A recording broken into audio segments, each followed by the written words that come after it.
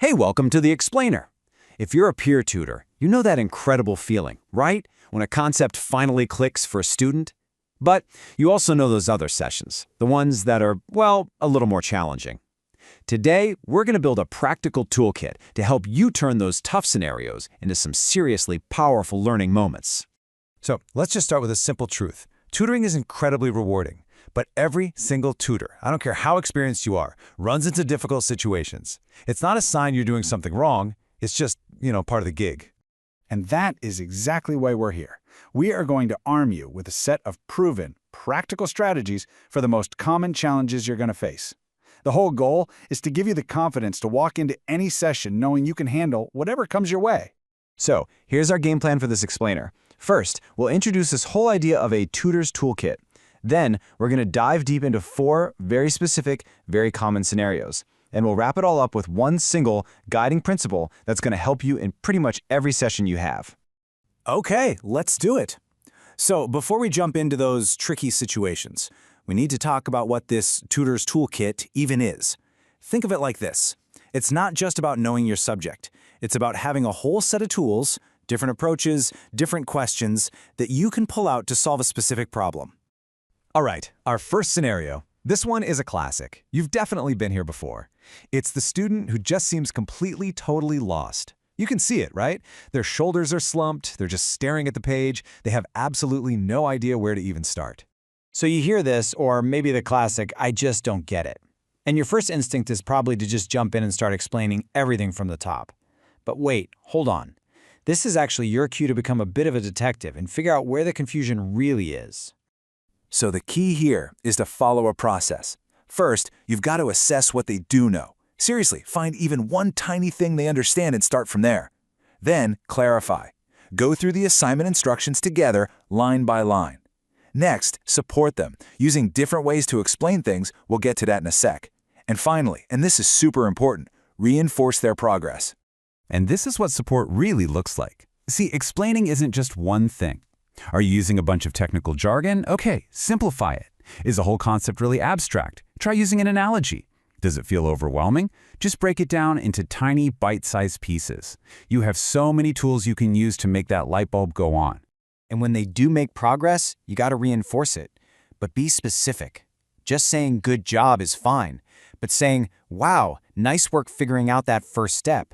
That's powerful. It tells them exactly what they did right, and it gives them the confidence to try the next step. Okay, let's switch gears to our next challenge.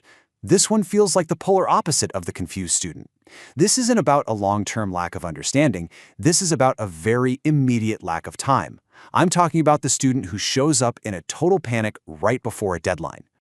We've all been there, right? The key here isn't to perform some kind of miracle. It's all about managing expectations and making the absolute most of the short time you have together.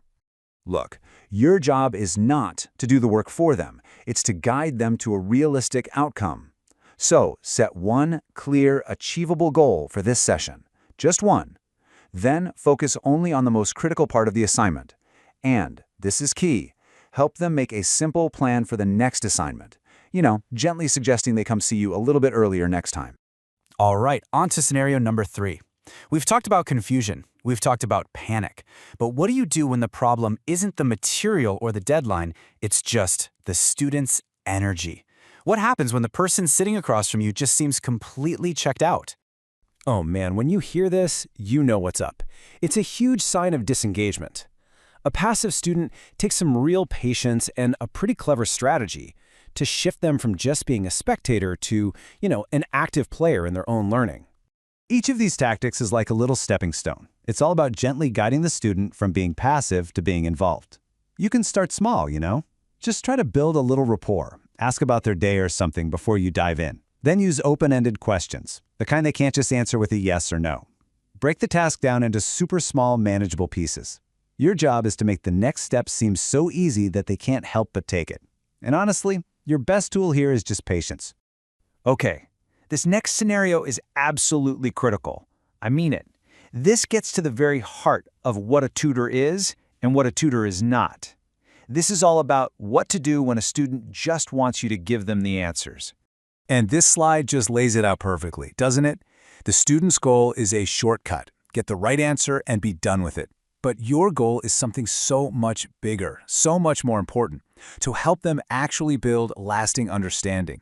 Your missions are fundamentally different. So how do you handle this? Well, first, you have to set firm but polite boundaries. Explain why your role is to guide them, not just do it for them. Then you just turn it right back to them. Ask, okay, so what do you think the next step is? Or what have you already tried? This is basically the Socratic method in action. You're using questions to help them find their own way. And you can use their answers to see exactly where they're getting stuck, and then you can work on that specific thing together. This right here is the principle you've got to live by. If you give a student an answer, you help them for a second. If you teach them how to find the answer, you help them for good. Seriously, if you remember one thing from this section, let it be this.